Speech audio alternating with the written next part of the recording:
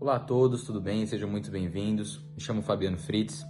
Hoje estarei esclarecendo algumas dúvidas de nossos irmãos protestantes, mas em primeiro lugar, você que é protestante, eu quero dizer que você se sinta bem-vindo. Não é um vídeo para atacar a fé de vocês, pelo contrário, tenho muito respeito e vejo vocês como meus irmãos, mas mais um vídeo para esclarecer realmente dúvidas sinceras de cada um de vocês.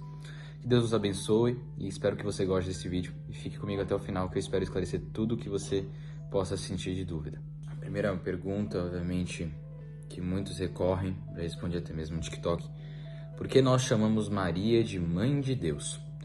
Primeiramente, nós temos que ter em mente que Jesus é Deus. Logo, Maria, por ser mãe de Jesus, ela é mãe de Deus. Nós não podemos separar as personas de Jesus. Ou seja, não há o Jesus humano e o Jesus Deus, mas um só, que é plenamente humano, plenamente Deus. Isso foi decidido no Concílio de Éfeso em 491, depois de Cristo, quando se tinha ali a ideia de Theotokos, ou seja, mãe de Deus. Então Maria, ela é mãe da segunda pessoa da Santíssima Trindade, que no caso é obviamente Jesus Cristo. Então Jesus Cristo é Deus. Ela não criou Deus Pai, mas Deus Luz ao Deus Filho, que no caso é Jesus Cristo. Eu não estou falando aqui, quando eu falo Deus Pai ou Deus Filho, falando como se tivessem dois deuses ou três deuses. No caso, eu estou separando as pessoas da Santíssima Trindade, que é um corpo de o Pai, o Filho e o Espírito Santo.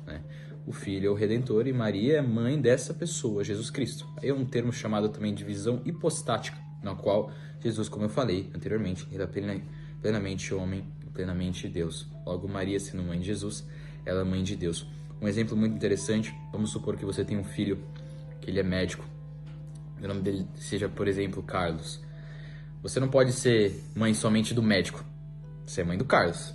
A profissão de Carlos é ser um médico, então não tem como separar o Carlos e o médico, mas um só é o homem que é médico, entendeu? Então, basicamente, uma forma de exemplificar. Eu sei que o mistério da Santíssima Trindade é um mistério que acaba gerando dúvidas em todos, mas de forma resumida, nós chamamos Maria de Mãe de Deus porque Jesus é Deus. Isso ele afirma diversas vezes: eu e o Pai somos um. Quando Tomé vê as suas chagas, fala: meu Senhor e meu Deus. Quando ele afirma diante dos fariseus que eu sou, antes de Abraão, então ele afirma diversas vezes. Então Maria, por ser mãe dele, ela acaba sendo mãe de Deus.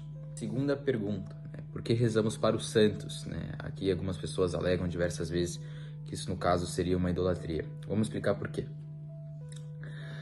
Não é idolatria, porque a idolatria, como nós vemos justamente no começo, ali no Deuteronômio, no Êxodo, do bezerro, que no caso as pessoas estavam adorando um bezerro, isso sim é uma idolatria. Nós não adoramos os santos. Idolatria é quando você tira o local de adoração de Deus para outra coisa, para um objeto ou outra pessoa.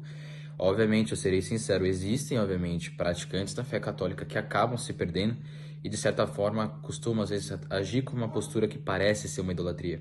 Mas nós, católicos verdadeiros, não adoramos e condenamos justamente aqueles que fazem e falamos: não podemos fazer isso. Mas de forma geral, os santos, eles são irmãos já avançados na fé, que já participam da visão beatífica, que é estar com Deus. Todos aqueles que estão em união plena com Deus no céu são santos. A questão de ser canonizado ou não é outra questão. Nós vemos diversas vezes, até mesmo na Bíblia, para aqueles que não creem, nós temos em Macabeus, eu vou deixando as referências ao longo do vídeo para vocês, em Apocalipse 5:8 também, dos santos apresentando nossas orações diante de Deus.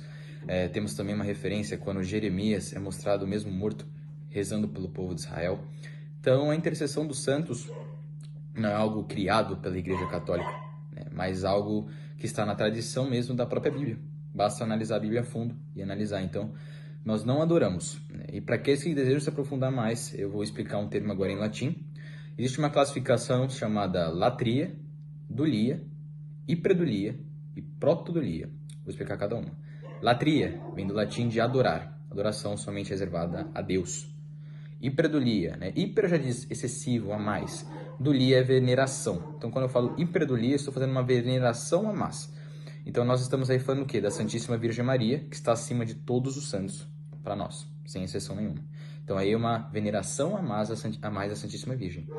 Quando nós falamos somente dulia, nós estamos aí falando veneração. O que são os santos, Quando eu faço uma veneração, por exemplo, Santo Agostinho, São Bento, peço sua intercessão, aí estou fazendo um ato de venerá-lo, pela sua, obviamente, vida, a forma com que ele viveu, né? Os santos, eles tinham a mesma matéria que nós, mas eles buscaram o céu acima de tudo e negaram a si mesmo na terra para contemplarem essa visão e nos ensinam diversas vezes. Mesmo que você seja um protestante, pegue qualquer ensinamento de um santo, é impossível você não se apaixonar pelo conteúdo que eles dão, porque a forma com que vivem é extremamente interessante e nos ensinam muito, né?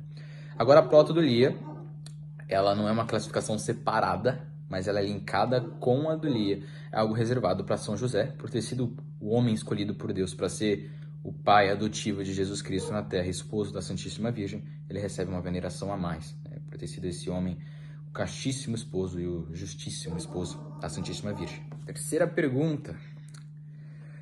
A salvação é só pela fé? Essa pergunta é muito interessante e, obviamente, que não.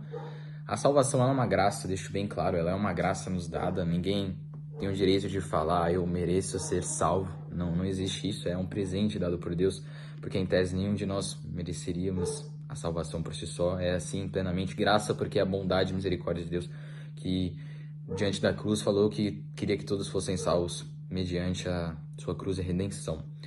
Mas aí que está. Somente a fé não nos salva. Isso vai ser falado até em Tiago, capítulo 2. Eu vou colocar para vocês a escritura. A fé, ela necessita de obras. Não adianta eu falar que eu tenho a fé e eu não vivo como cristão. Como eu posso, né? A fé, obviamente, ela vai ser mostrada através das obras. O que adianta eu falar, eu sou um filho de Deus. Eu tenho Deus no meu coração e eu não ajo como tal. Você não é filho de Deus. Você está se clamando com isso e não está agindo. Paulo vai falar diversas vezes. Filhinhos, vocês pertencem a Cristo. Sede co-imitadores de Cristo, imitadores de Cristo, luz no mundo.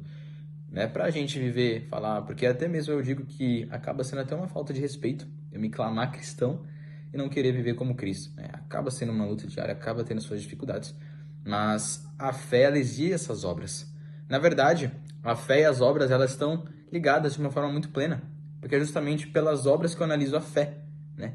Porque nós vamos ver então a caridade, nós vamos ver então o amor ao próximo, nós vamos ver então a castidade, nós vamos ver o amar Deus acima de todas as coisas, amar os vossos inimigos. Então, a fé é necessária às obras, né? Então, essa pergunta então é respondida desta forma. Agora vamos também para a nossa última pergunta. Por que nós temos aqui imagens na igreja? Quarta pergunta, né?